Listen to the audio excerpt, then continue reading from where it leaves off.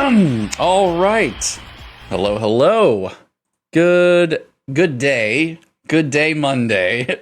Good Monday day to everyone. Glad you guys are with us. This is the HEF podcast, the Home Education Foundation's podcast, where we talk about things that relate to home education law, parents' rights to educate their children the way that they see fit. We promote that on all ends. We do the best that we can to advocate for parents with districts and the FHSAA and colleges and our legislators, and it's a big thing.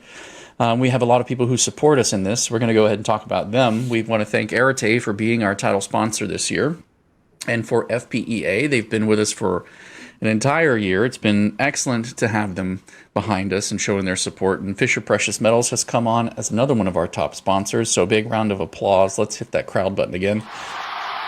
Thank you to our top sponsors. We really appreciate what you guys do. And thank you for being here, making it possible for us to do what we do. Let's see here. Let me find the right screen, because I had us. Let's see. Is it this one? Yes, this one. This is the one. Hi. Brenda, you're with us. Crystal, you're with us. Welcome back. Man, it was very lonely last week. I had the solo talking head thing going on, and I don't have to do that today, so I'm very thankful. It's a bit of a challenge to sit and monologue like a Disney villain for quite so long, and I'm glad I don't have to do that today. So I'll talk less and let you guys talk more. We've had a busy week. Where do you want to start? Well, last week we had a call with the district home education contacts that chose to be on a committee to review some of the issues that they're facing to see how we might help them so that they can better serve the home education community in their districts. First, let me just say that some people don't view these district contacts as friendly people, but most of the time they are very interested in helping parents, and they are interested in seeing that kids get an education. They realize that they can't determine that. They all realize that's the parent's responsibility, but they want to be helpful in any way they can. And they do have a lot of responsibilities other than recording the letter of intent and making sure you've turned in your evaluation, which completes your attendance.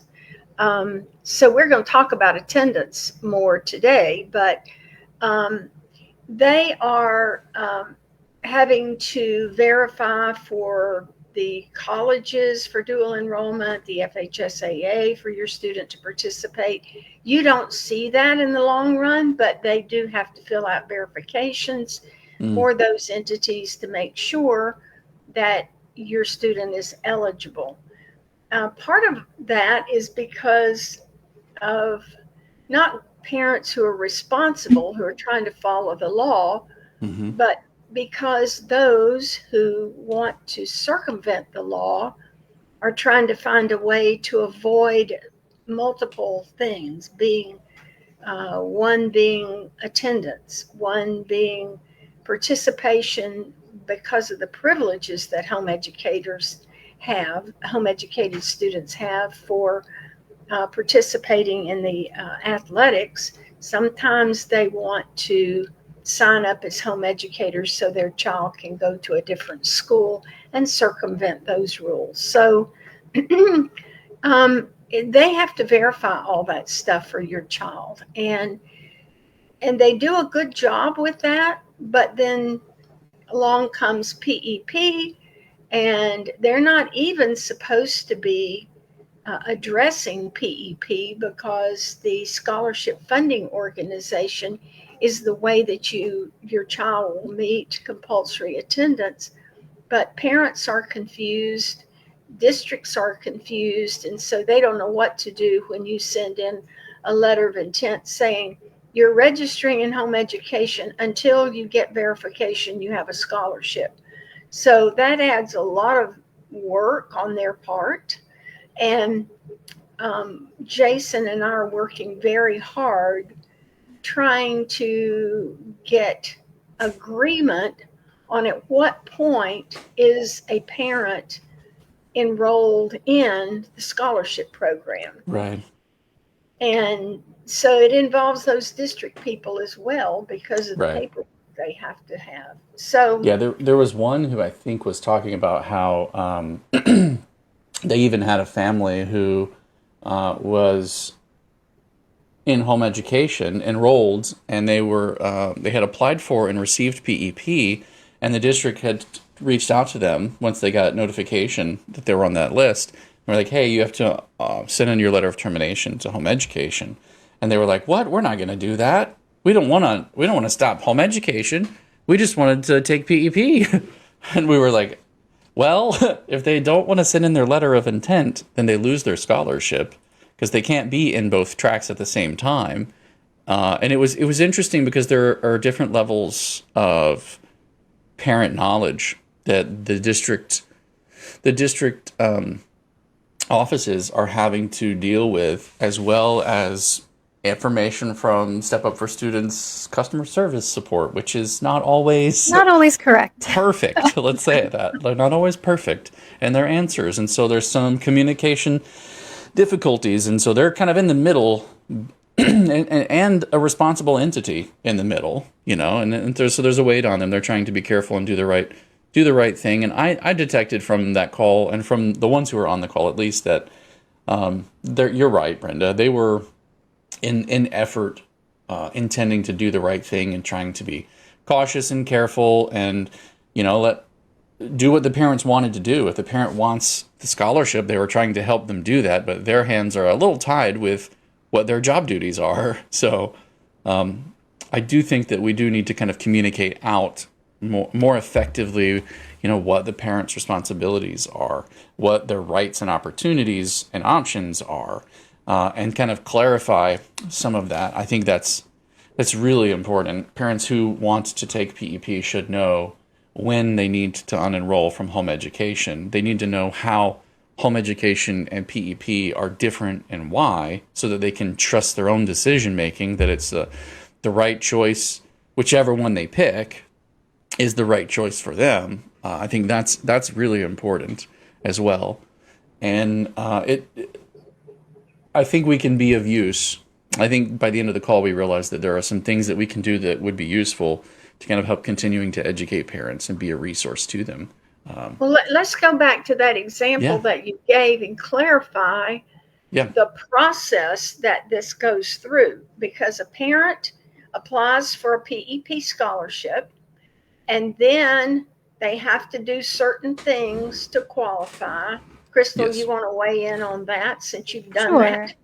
Yes. So if it's your first year, you, as part of the application process, you will have already signed the affidavit. It's built into the application. But you still have to submit your student learning plan by a particular date in order to qualify for funding. And the first year, there was like a second step to the application process for Step Up. Thankfully, they've kind of integrated that all into one. So you would apply.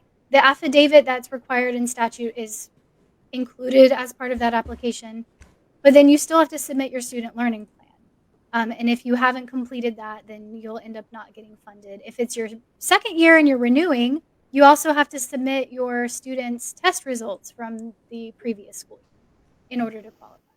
So there are things that are the parents' responsibilities to make sure you're submitting in order to qualify for the scholarship. So once you do that and the SFO determines your child is eligible, this is how it's supposed to work. They send you an award letter that, according to the law, once they have determined you eligible, they're obligated to fund your student. So we had difficulties in the beginning of the year with some of the district home education contacts not wanting to withdraw you from home education because they wanted to make sure you were funded. But the law doesn't say anything about when you're funded. The award letters come way before, like maybe Right. 6 weeks or more ahead of when you're funded because of when the Mm-hmm. money drops. So we clarified that with them, at least the Mm-hmm. ones that are on the call, and they talk among themselves. So hopefully Yeah. that will get spread. But then once you are awarded a scholarship, your name is submitted to the Department of Education, Mm-hmm. and then they create a list that is now on their website that the district contacts know where to find that. Mm-hmm.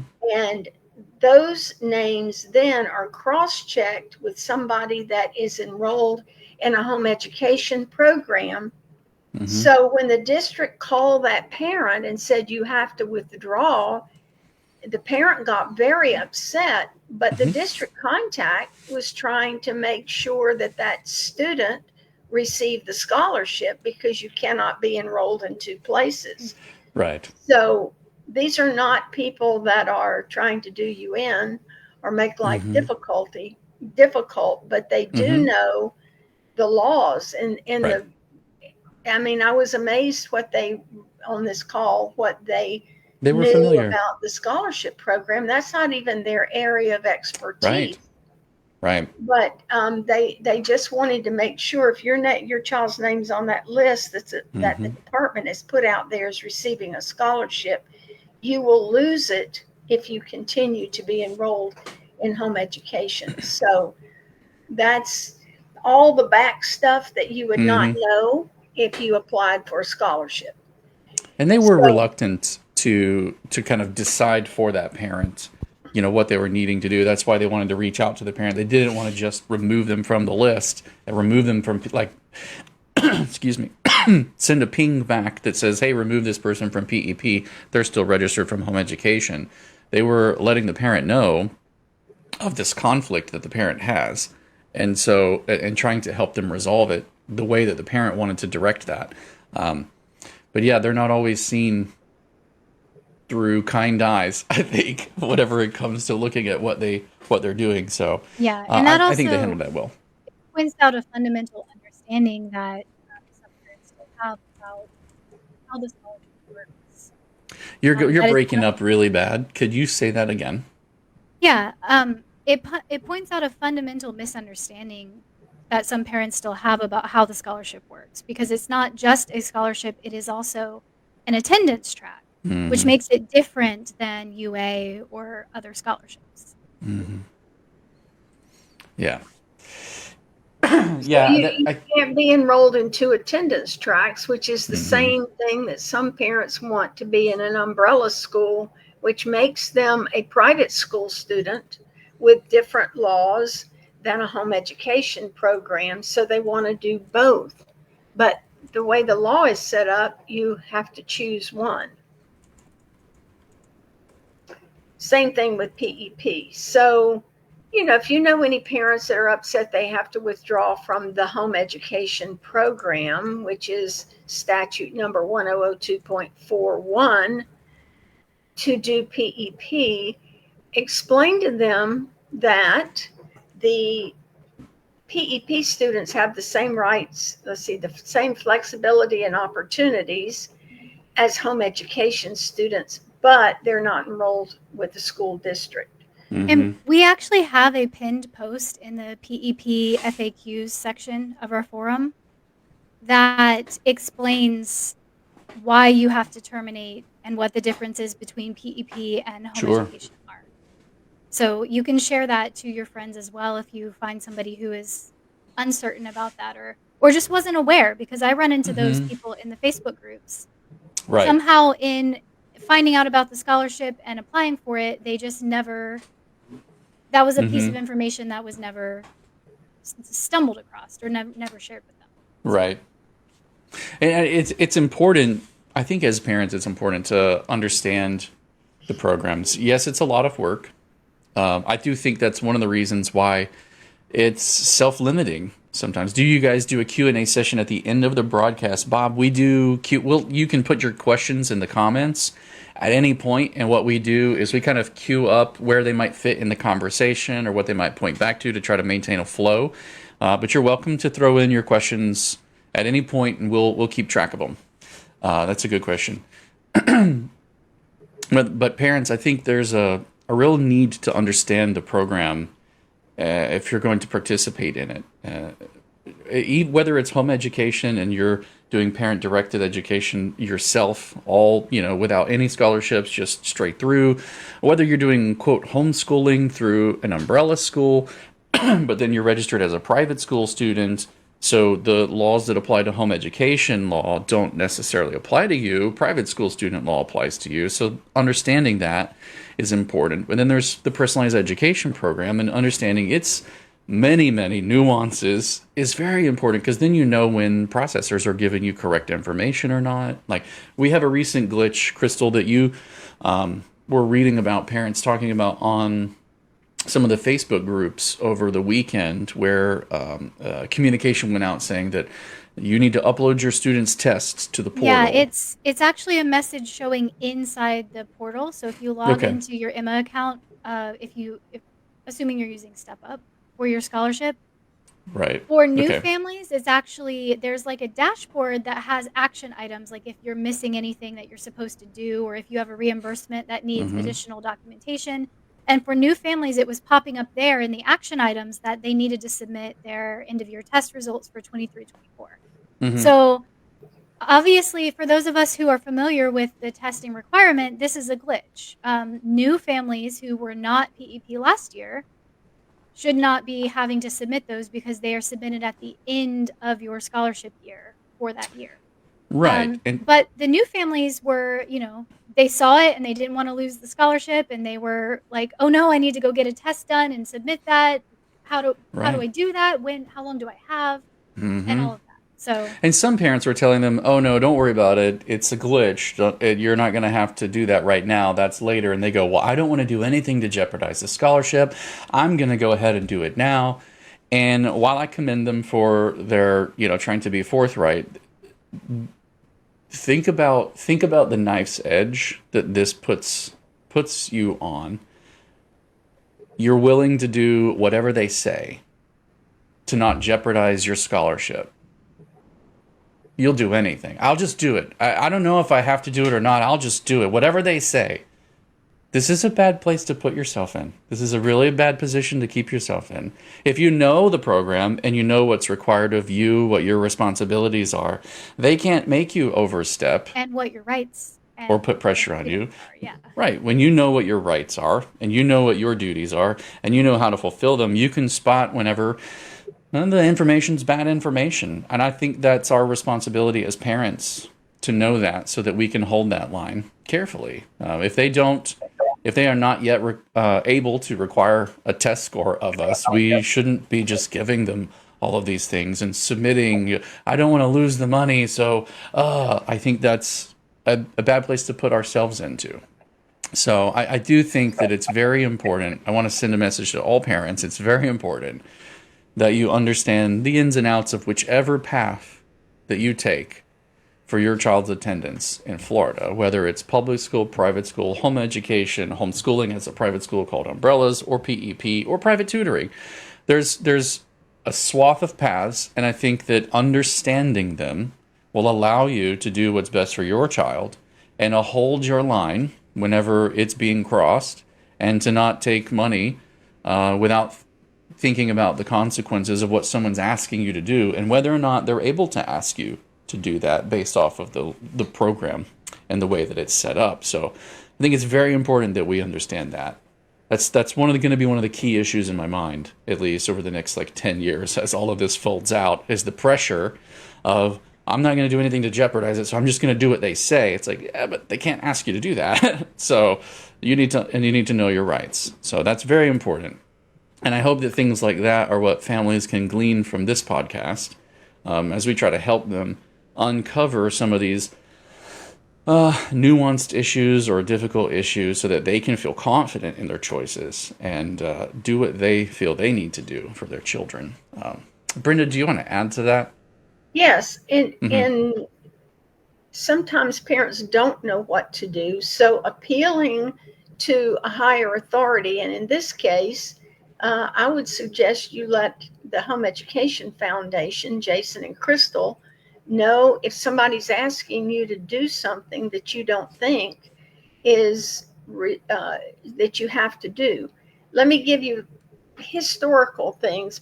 Those district home ed contacts, when they first change over, and we have to deal with that all the time. We get somebody that's seasoned and knowledgeable, and then they retire or they move or whatever, and we get a new person in there. And while they're trying to do the right thing, keep in mind they come in with all of the rules and regulations that they've learned over their experience in public school, their experience in college training, and then they come in and they want to impose those things on the home education students.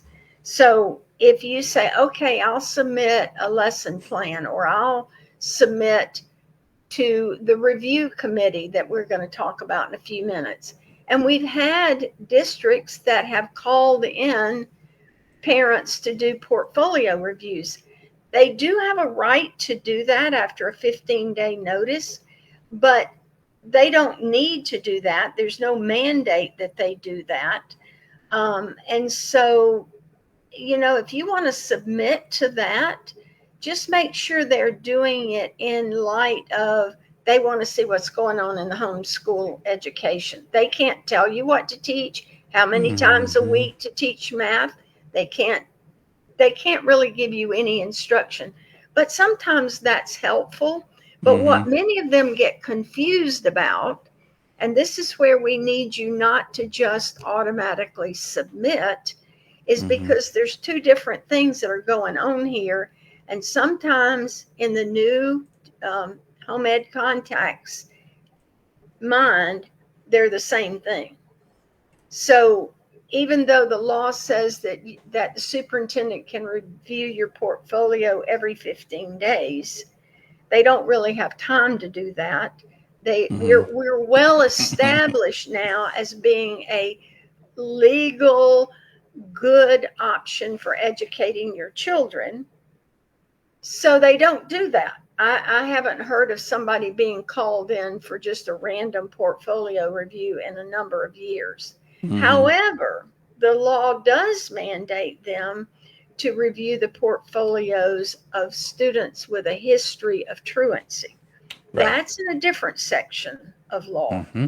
So, knowing what those laws are is very important. We don't want them setting up committees and telling you how to homeschool your Right. children if your child has no history of home education. On the other hand, Mm-hmm. we don't want home education to be used as a way of escaping compulsory attendance. And parents are really smart, even uneducated parents, even low income parents. They're all pretty smart. And Mm-hmm. some people use their talents for doing good. Some people spend their whole life trying to circumvent every law. And Mm-hmm. what we're finding Yes, is that's true. that the word has spread, and more parents realize that if their child is truant from a public school and they're Mm-hmm. being called by the truant officer, that all they have to do is sign up home education, and it's a get home free card. Yeah. So there's definitely a balance and an accountability, and that's what Jason and I review in every law is Mm-hmm. we don't want overregulation, but we want some regulation so that it doesn't jeopardize the rights that the parents who are doing the right thing have. And so that Yeah. brings up one of the other main topics that we discussed with the home ed contacts last week. And it's really hard for them, and yet they're trying to do what's right. So Yeah. it's a different statute. Jason, you want to put that one I can up? pull it up. Sure. It's 1003.26, and it's the enforcement. The overarching one is the enforcement of school attendance. And This is where the truancy information is found. Keep going. It's up. Okay, so in that statute, in the first part of it, it says that if your child has been, remember, the parent can be charged with a misdemeanor if their child is truant. And so I've been involved in a case where the state attorney didn't understand the education laws and actually did charge parents, both the parents, with a misdemeanor with the potential of going to jail. Now, what were they going to do with the 6 children they had if both parents go to jail? Well, the state attorney didn't understand the law either. So we've got people that we need to educate all around, but it is something the parents can be charged with. So if your child's been in a public school, then if they have 5 unexcused absences in a 10-day period, or they have 15 unexcused absences in a 90-day period, then the truant officer is going to be visiting you or giving you a call to find out why your child is not in school. Because in that same statute in the beginning, it says that the superintendent is responsible to see that every child in the district attends school regularly. Even in a private school, if your child is picked up during the day and he says, oh, I'm in XYZ private school, which could affect the umbrella schools because most of the brick and mortar schools are going to be checking attendance. But if your child is in an umbrella school and he's out on the street and the superintendent has his truant officers and sheriffs out there patrolling for truants, then you could be in a dilemma unless you can prove where your child is enrolled. So the law states in another section, we didn't pull that one up, but I'm just giving you information, that the superintendent who's responsible to see that every child is enrolled in a legal way to meet compulsory attendance can go to your school if your child says, oh, I'm in XYZ private school. Well, the truant officer may show up at the home of the person who's running an umbrella school to see the enrollment register and attendance. So they're going to have the authority to check attendance between the ages of 6 and 16. So let me interject really quick, real fast, because I did have them pulled up. So it's 1003.26 at the very top where it says it's the policy of the state that each school district superintendent be responsible for enforcing school attendance of all students subject to compulsory school age in the district and supporting enforcement of school attendance by local law enforcement agencies.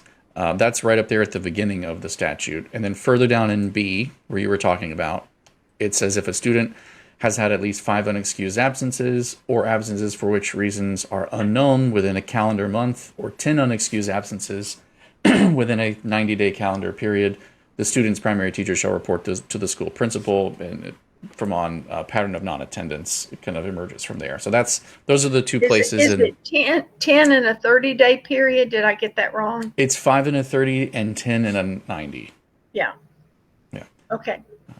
I knew it was 5. But they have to be unexcused. There's they have to be to determine that there's a pattern of truancy for them. So, but that's where those statutes are that you're referring to, and I did have them up while you were talking. So keep going. Sorry. Okay. Thank you for the correction. I got the timelines a little wrong, but anyway, so that's the superintendent's responsibility, and so they're just trying to do what the law requires them to do. So a few years ago, what we saw was parents deciding they'd sign up in home education, and a judge in the Panhandle who was home educating his children were seeing all of these irresponsible parents, maybe they were on drugs or alcoholics or whatever, saw home education as a way they didn't have to get their child to school in the morning. So they were signing their children up and then showing up in court because the truant officer was still, pursuing their child for Right. attendance. And when they get to court, they go, oh, well, I'm just going to sign him up in home education. Well, that thoroughly irritated the judge Right. and did not want to see home education become known as the way Mm-hmm. to avoid attendance. So he went to the State Attorneys Association and said, I want you to find a law. I want you to pass a law to prevent them from enrolling in home education. So there again, we weigh the pros and Mm-hmm. cons. Right. Shall we, for a child who really is being bullied, who has, Mm-hmm. a teacher that he doesn't get along with, or I he's had one of not, those. huh? I You say were I had like, one of those. Could you imagine that? I literally had a teacher who oh, just had it out for me. Jason. I was in the corner every day. She sent me out of the classroom to one of the other teachers because she didn't want to deal with me. She said I talk too much. I don't get it. Oh no, I don't understand that at all. But that kind of child may do better in a home education I situation, and did the do better in parents home education. finally saying, okay, I'm going to bring you home. Well, we don't want to prevent, as Yeah. Jason said, because his mother finally decided that would be a better situation. That's right. She got tired of being called to the office. Yeah, yeah. Something like that. For sure. So we don't want to prevent people like kids like Jason from going into home education if that's a better fit. And intelligent, creative people, kids don't always fit in the classroom, and yet the Mm, parents reluctant to take them home and try to do it themselves. So sure. they keep forcing them to go to school until some crisis occurs, and then they'll bring them home. Right. So that's the best option for that child. But it's not the best option for a parent who's not going to do anything with the child, and the child just really gets no education because the parent is totally responsible. So where's the balance? That's Right.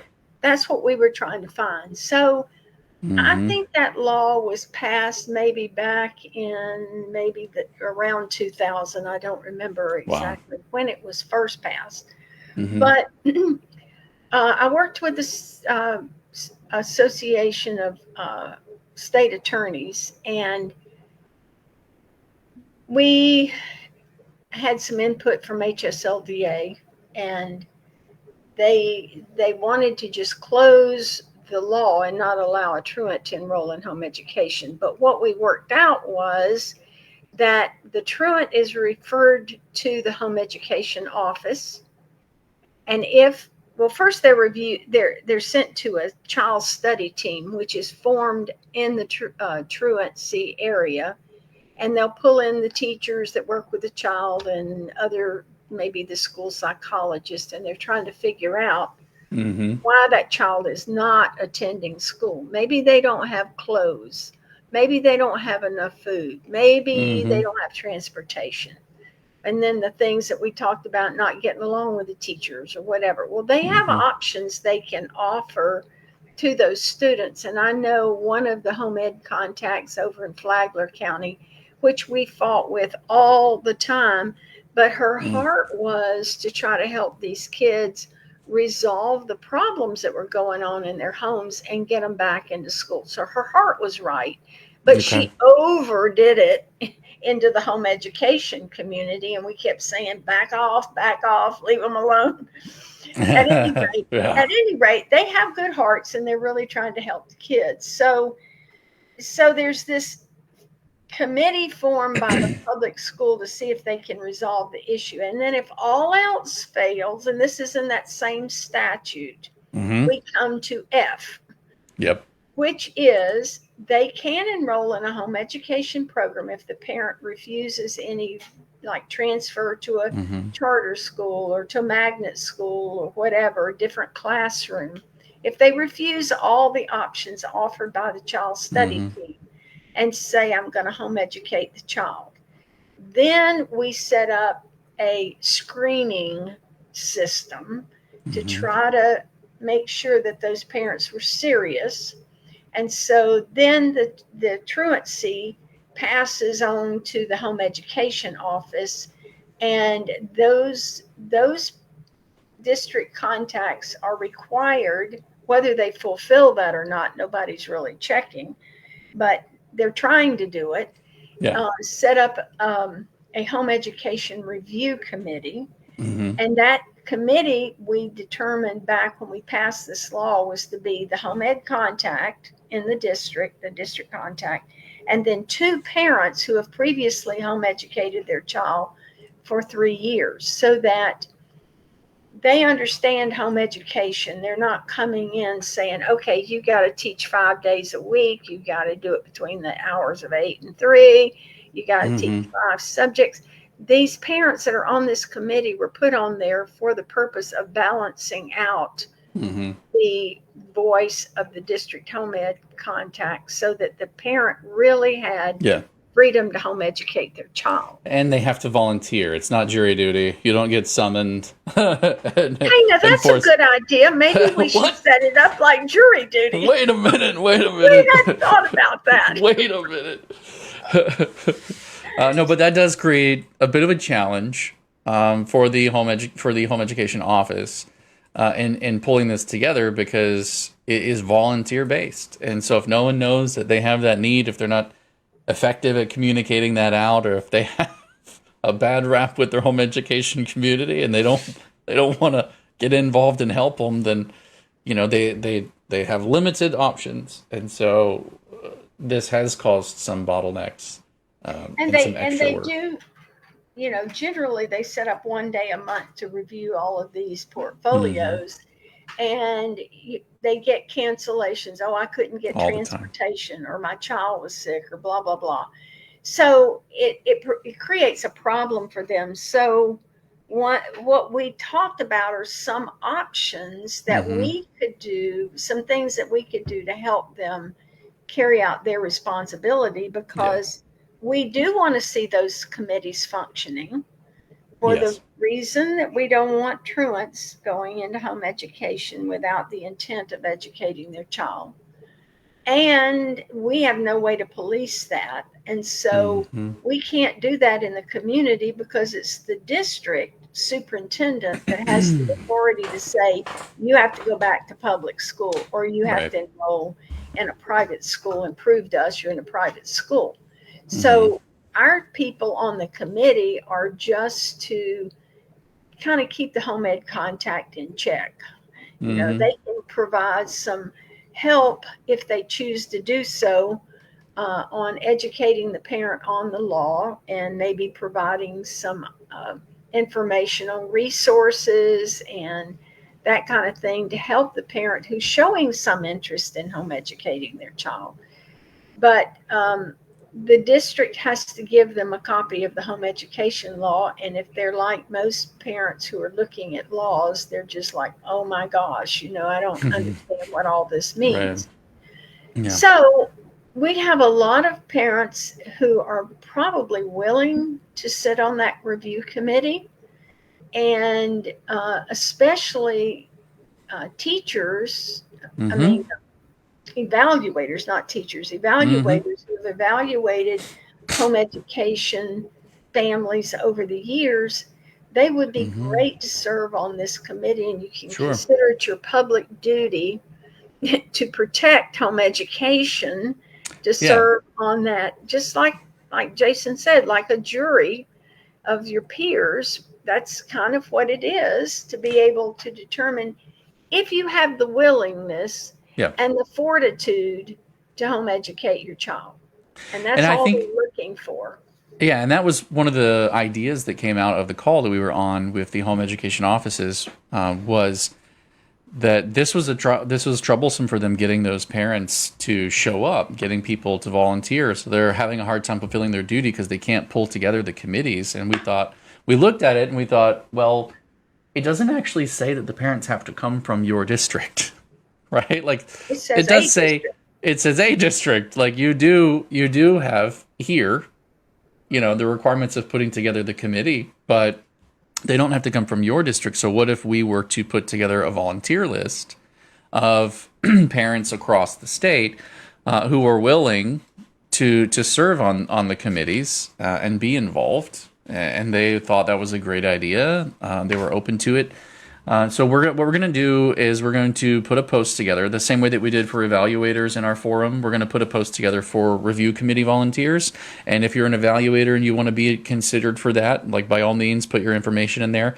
The same kind of way that we had in the evaluators area, there is a introduce yourself. So you can put that you're willing to be on that list and that, we have your background, we have your contact information on the back end of the site, so you don't need to put your contact information there. Just put that you're ready to serve and give a little bit of information about yourself.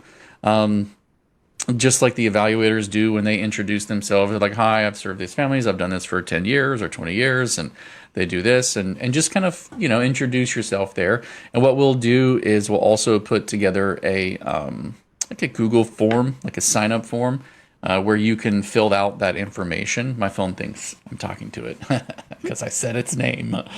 Yes, I'm creating a section in the forum for that right now. It's not done yet, but it'll be done today.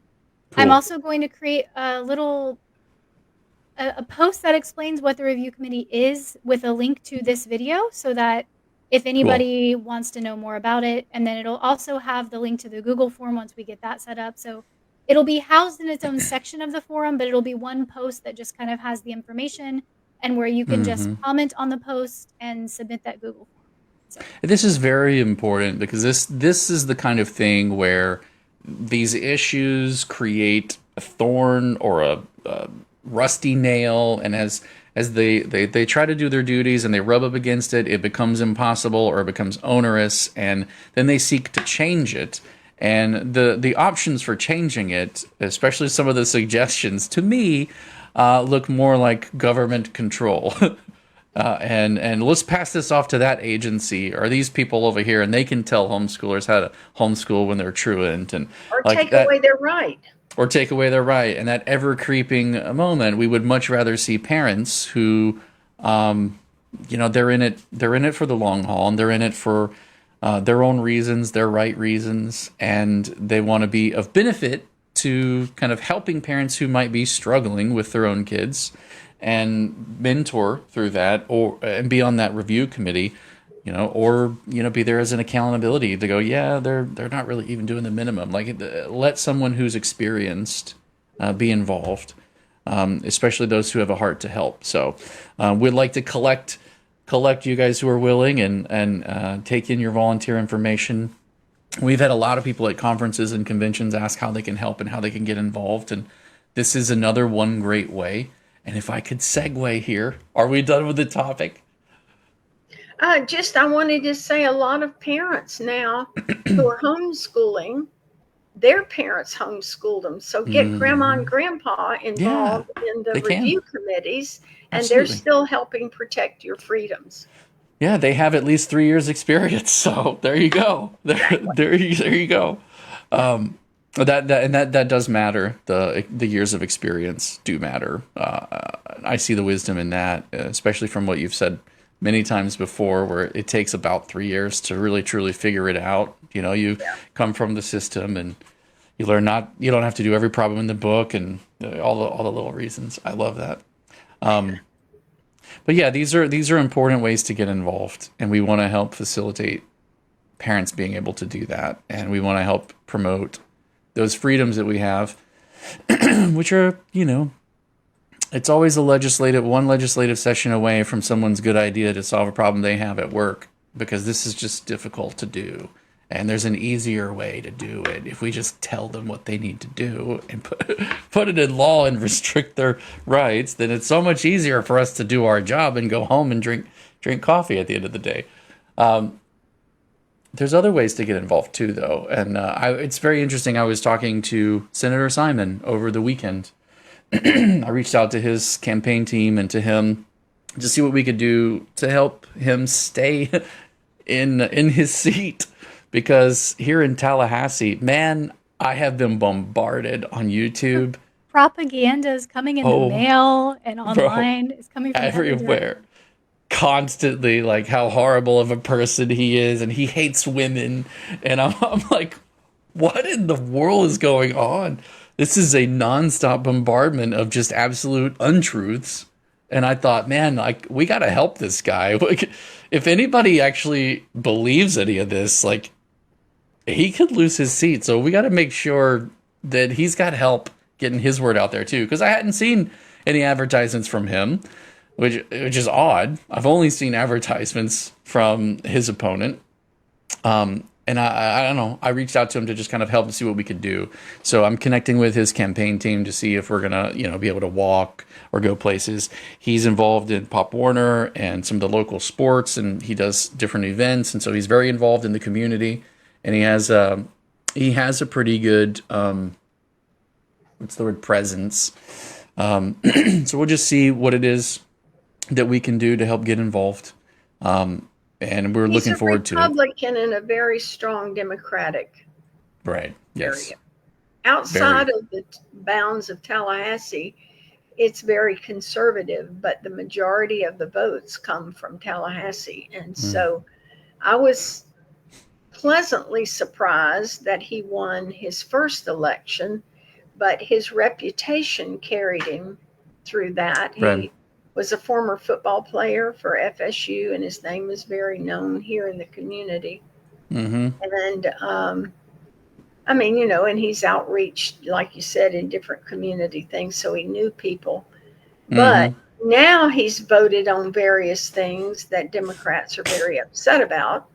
And so the teachers union and everybody else wants him out. They were mad. They were so mad in committee meetings this year that this is one of the things I got to talk with him about. I was like, man, I appreciate what you were doing with, bringing in more career and technical options into the public schools for students and adjusting the curfews for home education students so that those work hours, they have the flexibility to use them all that they have access to because they're not in those four walls. So those are two great changes I thought were phenomenal. But the teachers union literally treated him like a villain in a Disney movie. Yeah. They just threw everything at him from, like, we have a construction crisis and you're trying to use the lives of our children. You want to destroy our children to solve your construction needs. How dare you? I mean, they just went hard.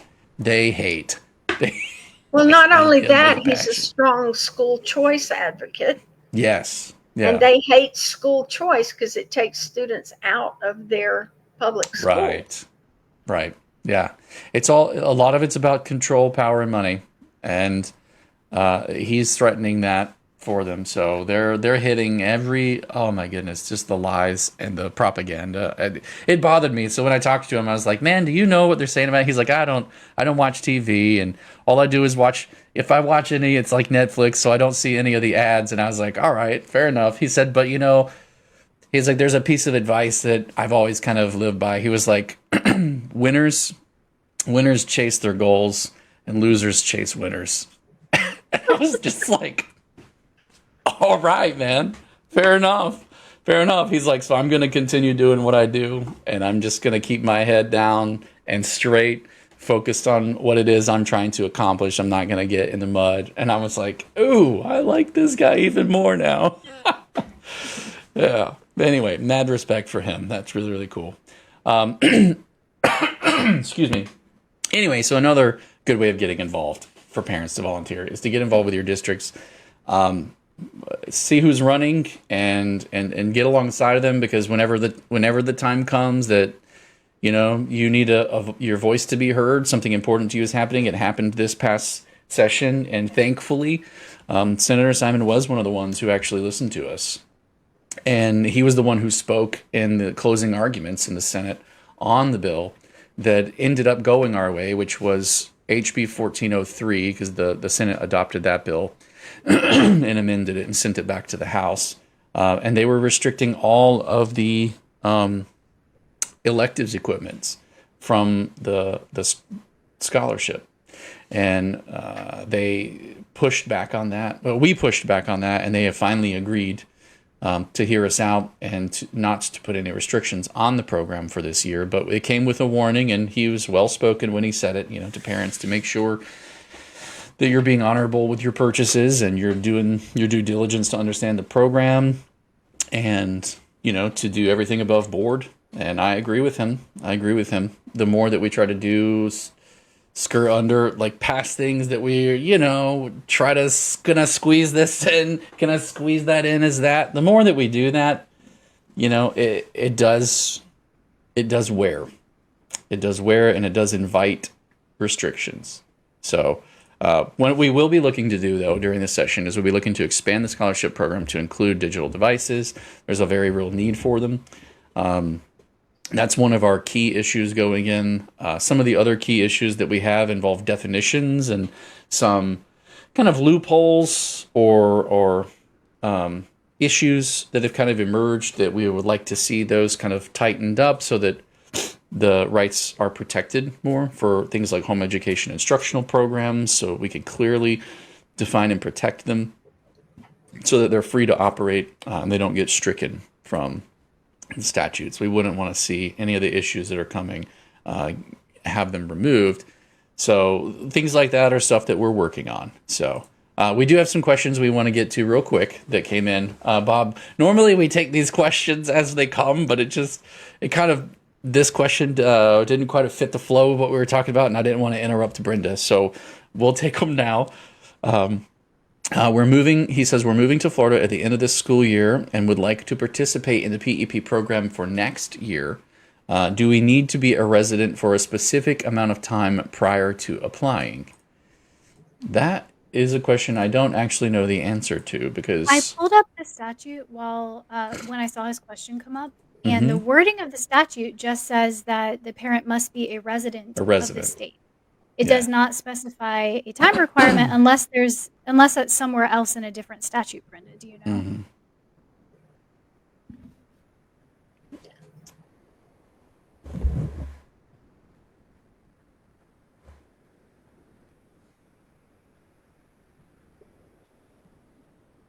Did you hear us, Brenda? Did I hear her? Yeah, I'm asking, did you hear her? Yeah. Okay. I mean, I think that they may have to bring in some proof of their residency, change of driver's license. It shows a permanent address, utility bill. Yeah, you do have to provide that proof as part of the application process. I would say check with the SFO on what their requirements are as they kind of define that. You do have to be a resident. The wording of the statute, though, doesn't give a specific time frame. It just says must be a resident. So at the time of application, I know that the way that the SFOs are interpreting that is at the time of application. So you wouldn't be able to apply while you're still living in the other state because you're planning to move. You'd have to already be a resident at the time of application. Mm-hmm. So do you have to, when you first enrolled or applied, did you have to prove residency? Yes. So that would be a driver's license. What else? They give you a list of there's two different columns, and you have to provide either one from one column or two from the other column. So it's similar to like other identity verifications where you could do a driver's license, a utility bill with your name and address on it. You have to verify, and they give you a whole list of options, but you will have to show some kind of proof. And I know there have been parents that have run into issues with this because some moms created the parent account in their name, but then all the utilities are in their husband's name, and so nothing matched their name. And they had to go back and change the account to the husband's name because they had nothing on it, or find some kind of utility that had their name on it and their address in the state on it. So just be aware that you're going to need to show that documentation that you actually do, in fact, live in Florida at the time of application. Any other questions? Yes. So a follow-up question to that was, we have an online virtual teacher-led program we love, but we are unsure how it falls into PEP. The school is not an approved program, but I was thinking of asking them to try to get approved. Do you know how in-depth the approval process is for virtual providers? So this is such a hairy subject. I was just going to say, you can, the online virtual providers information for what they need to do to get approved is actually on the DOE website. You can go to the Florida DOE site and kind of search for virtual providers, is what they call them. And you'll have all the links there of what a provider would need to do to get approved by the DOE to fall into that. That was actually a much easier way to answer the question than I was thinking of. So great, and it's accurate too. That's very effective. Deline Howell says, "Is Gus Bilrakis, Bill uh, Bilrakis? yeah, known for being homeschool friendly or not?" Brenda, do you know him? I do not, Okay. and he is a U.S. congressman. I don't Oh, work that's with him. true. Yeah, that's true. Yeah, he's She he's said, not in Tallahassee. he's my rep. If anyone can point me in a direction to find out how he feels about educational freedoms and school choice in general and parent-led education. You could always email his office and just ask some basic questions like, where do you stand on these things? Ask the Mm-hmm. broader question, school choice. Mm-hmm. And if you're not sure who your representatives or senators are, I'm actually on our website now under information tab in the menu. There, if you go down, there's our FAQs and helpful links. There's also two links on the website. One is Find My Rep, and the other one is Find My Senator. So you can actually click on either of those and put in your residency information, and it'll actually tell you who your reps are and who your senators are. So you can figure out who they are, and then you can Google who's running against them. I'm One sure thing by to now do you is know because they're advertising nonstop. But one thing you can do is look at their campaign contributions and check to see if they have been supported by organizations like the FT, yes, like the teachers unions or some of the other organizations, hmm to see where their support is coming from would give you a good idea how they'll of lean. where they stand on issues. Correct. Yeah. Yeah. Well, that's all the questions that we have from chat for today, and that's all the things that I had on the list for us to talk about, which is great because that's right about time for us to wrap it up. Brenda, is there anything additional you want to add for today, or? I'm not positive, but I think that the campaign contribution list can be found on the Secretary of State under elections. So if you're wanting to check that out for the people that are running in your area, keep in mind, while we really think it's extremely important, I cannot emphasize that enough at the national elections. The Home Education Foundation only lobbies in Florida. So Correct. we would just be knowledgeable in the most cases about your Florida representatives and senators, not your U.S. congressmen and Mm-hmm. senators. So, but you can find that information out on those websites. Mm-hmm. Very good. Crystal, do you have anything else to add for today? No, just keep an eye on the forum for when those posts go live later today. Absolutely.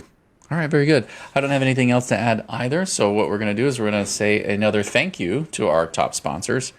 Thank you for being with us. We appreciate everything that you do to help us make this possible. We have Arete, FPEA, and Fisher Precious Metals. And to all of you who are watching, we wish you a wonderful week. Thank you for being with us for this hour on your Monday, spending that time with us. We really appreciate it. And we hope your weeks are eventful or uneventful, whichever you prefer, that they go well, and that you make good memories and enjoy your time. Without anything else, we're out.